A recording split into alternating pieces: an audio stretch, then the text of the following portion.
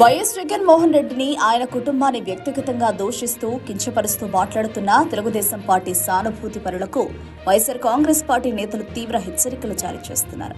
ముఖ్యంగా సీమరాజా, కిరాక్ ఆర్పి, చేబ్రోలు కిరాక్లను లక్ష్యంగా చేసుకుని వైసీపీ నేతలు వీడియోలు విడుదల చేస్తున్నారు. టీడీపీ సానుభూతి పరులైన ఈ ముగ్గురికి శని పట్టుకుందని, వారికి కష్టాలు మొదలయ్యాయని వైసీపీ నేతలు పేర్కొంటున్నారు.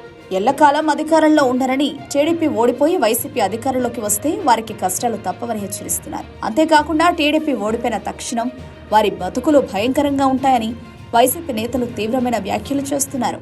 ఈ హెచ్చరికలకు సంబంధించిన వీడియోలు ప్రస్తుతం సోషల్ మీడియాలో వైరల్ అవుతున్నాయి.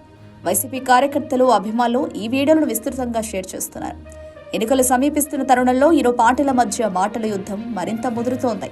మొత్తానికి వైఎస్ జగన్ పై విమర్శలు చేస్తున్న టీడీపీ సానుభూతి పరులకు వైసీపీ నేతలు చేస్తున్న హెచ్చరికలు ఆంధ్రప్రదేశ్ రాజకీయాల్లో వేడిని రాజేస్తున్నాయి. రానున్న ఎన్నికల్లో ప్రజలు ఎవరికి పట్టం కడతారో వేచి చూడాలి. అప్పటి వరకు ఇరు పార్టీల మధ్య మాటల తూటాలు పేలుతూనే ఉండే అవకాశం ఉంది.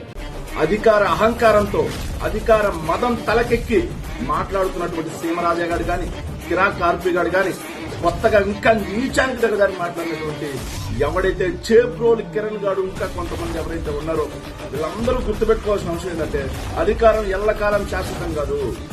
మీరు ఈ రోజు అధికారం వచ్చింది మాకు సుఖమాదేశ పట్టింది అనుకుంటున్నారేమో. కాదురా అబ్బాయిలు, మీకు నెత్తి మీద ఏలి నాటిస్తేని నాట్యం చేస్తుంది కాబట్టి మీ నోటి నుంచి ఇలాంటి తప్పుడు కోతలు, తప్పుడు మాటలు వస్తా ఉంటాయి. అధికారం కాలం ఎప్పుడు ఒక చోట ఆగిపోదు. కాలం గిర్రం తిరిగినప్పుడు మీరు మాట్లాడిన తప్పుడు కోతలే ఏదైతే అదే కాల సర్పాల్లో మీకు కాటేస్తాయి. గుర్తుపెట్టుకోండి అబ్బాయిలు. ఎక్కడున్నా ఆ రోజుల వరకు కామ్గా హ్యాపీగా ఎంజాయ్ చేయండి. కాలచక్రం తిరిగిన రోజు ఎక్కడున్నా సరే మీరు మాట్లాడిన తప్పుడు కోతలే మిమ్మల్ని వెతుక్కుంటూ వచ్చి వేధిస్తాయండి. ఖచ్చితంగా